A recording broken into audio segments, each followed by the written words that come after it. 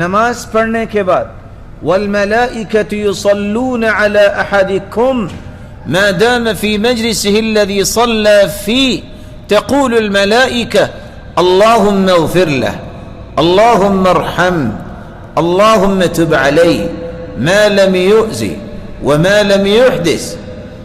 جو شخص نماز پڑھنے کے بعد اپنی جگہ پہ بیٹھا رہتا ہے، ذکر میں مشغول رہتا ہے، 1 نہیں 10 نہیں 100 1000 نہیں، صحیح بخاری کی دوسری روایت بتاتی ہے حتی یملأ ما بین السماء والارض، زمین و آسمان کا خلا فرشتوں سے بھر جاتا ہے۔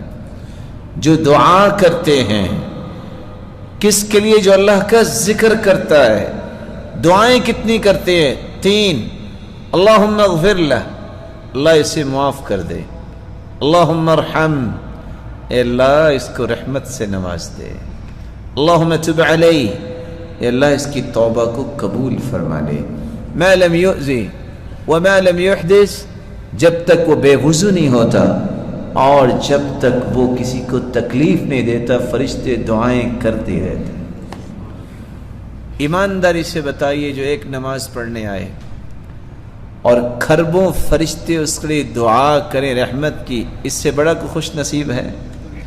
میں اور آپ اگر کسی 100 آدمیوں کو بھی دعا پہ لگا دیں، شورٹی تو نہیں ہے کہ میری اور آپ کی دعا قبول ہوگی، لیکن فرشتوں کی شورٹی ہے کہ اللہ ذوالجلال فرشتوں کی دعا کو رد نہیں کرتے، کیونکہ فرشتے اللہ کی اجازت کے بغیر دعا ہی نہیں کرتے۔